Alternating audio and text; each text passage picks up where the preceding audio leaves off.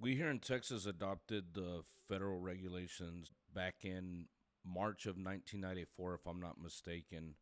And some point between then and now, we've always had four standing exemptions to the regulations. One of those was just removed back in October of last year, and that was concrete pump trucks. Now, these historically since then meant that this was not subject to DOT inspection. So there was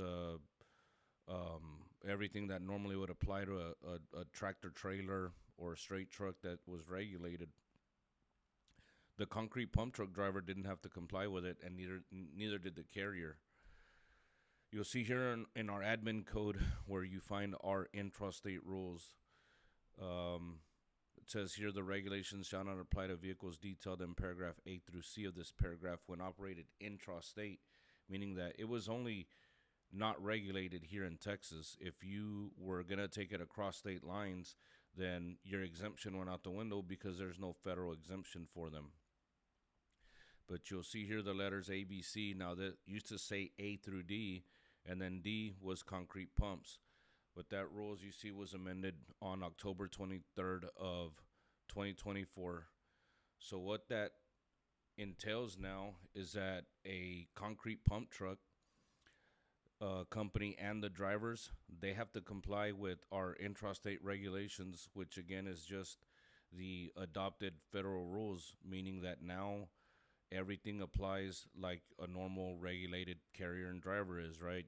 You're subject to the hours of service. You have to have a driver qualification file. Now, the drivers weren't exempt from CDL. We also have intrastate exemptions for CDL, but that a concrete pump truck isn't one of them. So therefore, the driver always needed to have a medical card and a CDL, but they weren't subject to everything else, right? So like you wouldn't see the US DOT number marked on it.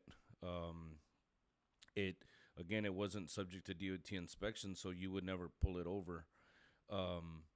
Now it wasn't exempt from state law, like size, something that needed a permit. The weight was not exempt from weight. It wasn't exempt from regular state law.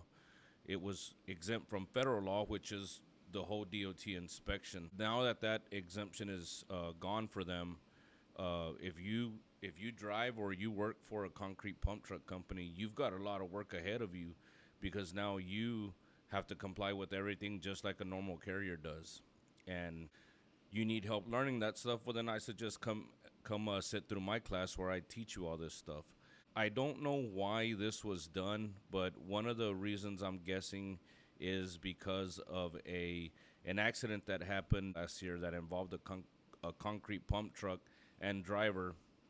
Let me show you what occurred in that situation and maybe led to this decision being made. You see this headline where $1 million lawsuit is filed against a concrete pump truck driver and company after a deadly bus crash out in Bastrop County on March 22nd is when it happened. A concrete pump truck veered into oncoming traffic, struck the bus, and caused it to roll. The driver admitted in a police report he had used cocaine within 24 hours of the crash. So you already know you're not gonna win when you hit a bus with school kids on it. He had been previously arrested for driving suspended license. Federal Transportation Authority said the driver involved in a fatal crash with a school bus for the pre-K children was prohibited from driving a vehicle because of multiple failed drug tests, and they disqualified him from further commercial driving, according to a March 29th order. The pump truck driver, Jerry Hernandez, was also prohibited 3 times since 2020 from driving because of positive drug test. Hernandez was just said prohibited in FMCSA's drug and alcohol clearing due to testing positive for cocaine in April 2023. Hernandez should have been removed from safety sensitive functions. But, this is the problem again, because if he wasn't, even with the inception of clearinghouse, if he was never pulled over for DOT inspection, he would have never had a clearinghouse query ran on him, and then therefore he wouldn't have been placed out of service because he was never subject to being pulled over. Now, now that they're subject to being pulled over, they can be pulled from driving because they're prohibited in clearinghouse. But hopefully, also now, after November 18th, he would no longer have a valid CDL. And then one other thing I wanted to note, if you look up their profile on SMS, you see FJM Concrete Pumping LLC, one vehicle, one driver, and no inspections. Why don't they have a documented history of inspections? Because again, they had always been exempt from DOT inspections, so they wouldn't have anything on their history. But that'll change now that their exemption is out the window.